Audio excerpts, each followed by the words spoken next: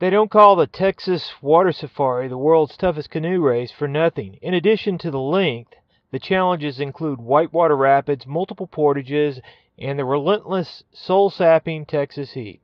Competitors have 4 days and 4 hours to paddle from San Marcos in the center of the state to the shy little town of Seadrift on the Gulf Coast. There is no prize money for the winners, just Texas-sized bragging rights for the finishers. Okay, I'm set up down here at Rio Vista Dam. It's about 1.25 miles from the start of the race. This is the second gristmill dam that they'll encounter out of many. Other obstacles include the Cottonmouth, which occupies the entire length of the San Marcos River. They'll come across the American alligator when they get to Victoria. How this whole race got started is, legend has it that in 1962, Frank Brown and Bill, Big Willie, George decided to take their V-bottom boat without a motor from San Marcos to Corpus Christi. They accomplished their mission in about 30 days and decided that other people should have the opportunity to experience the same journey. So, in 1963, they set up the first Texas Water Safari. Today, the safari is long, tough, non-stop marathon canoe racing adventure, traversing 260 miles of challenging rivers and bay. Many participants enter the race with no intention of winning, but with the goal of joining the elite group of finishers and earning the coveted Texas Water Safari's Finishers Patch. Entrants must have all provisions, equipment, and items of repair in their possession at the start of the race. Nothing may be purchased by or delivered to a team during the race except water and/or ice.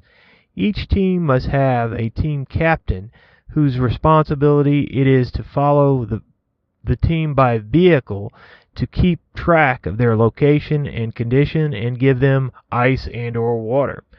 During the safari, teams may not receive any other assistance of any kind except verbal.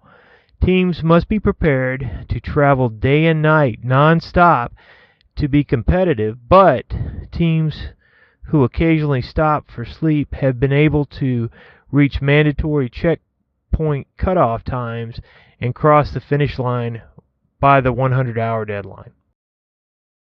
You know, I didn't know what to think when I got up this morning. I just decided that I was going to run down to the Rio Vista Dam and film the racers as they were going over the dam. And then going through the whole process of creating a YouTube video and actually following the racers through basically the first day of the race. I have developed an unbelievable respect for what the whole planning process of getting everything together, registering, and the whole idea of just completing the race. Now, some of these guys, they look pretty bad going over this little waterfall here, but you got to remember they're in lake canoes, and some of them are not very experienced. They're having a good time, but no, this is just an unbelievable experience. It goes through some of the really beautiful and diverse sections of Texas, and the San Marcos River is absolutely beautiful. One of the comments that I got when I was talking to some of the people down at Palmetto is actually the difference in temperature of water from San Marcos to Palmetto State Park.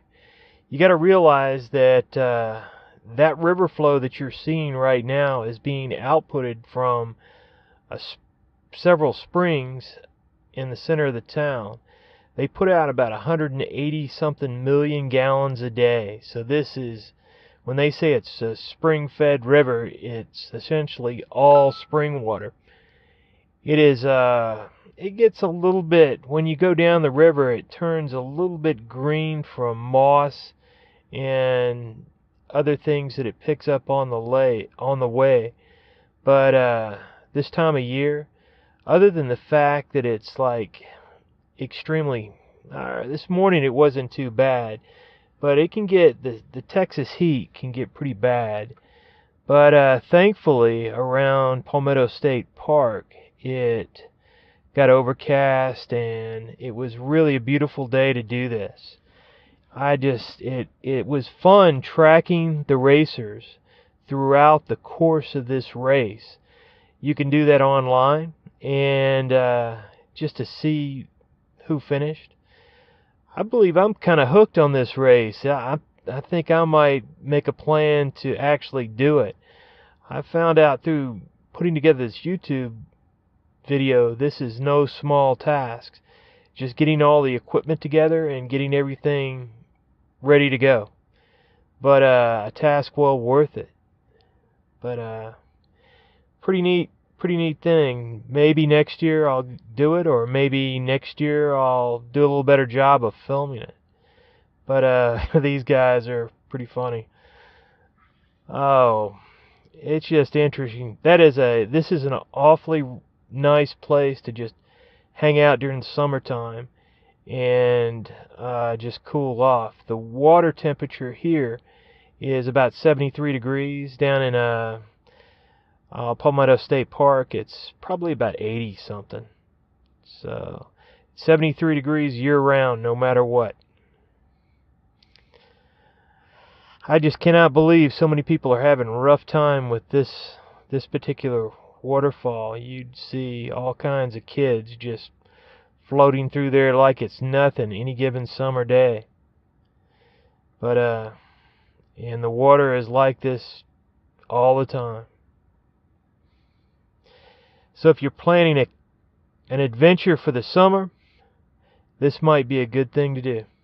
Okay, I'm at Palmetto State Park. It's about 60 miles into the race, and I'm at the low water crossing, and we're going to film the race, the racers that are in the lead. This is the lead boat right here. They eventually win it in 36 hours and 48 minutes. As you can see, these guys are pros. They're paddling. They don't look like they're winded too much. 36 hours is an absolutely amazing time, and for especially as low as the water is right now. But we'll just watch a couple boats come in. Okay, this is the second boat that came in, and these guys ended up second, 2 minutes behind the lead boat. Now what I'm doing is I'm signaling them where the other boat came in, and they just don't even slow down. They just go right under the low water bridge just by leaning back. It's amazing.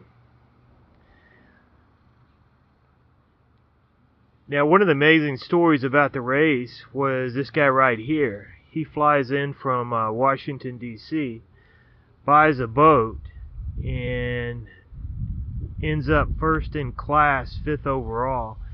And I think it's most likely due to the boat that he selected. I think that boat was probably a little bit too tippy.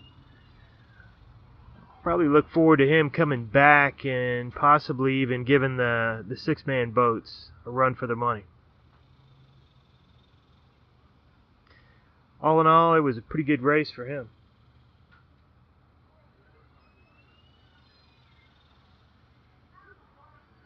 I hope you enjoyed this video. I'm going to be back to my normal videos.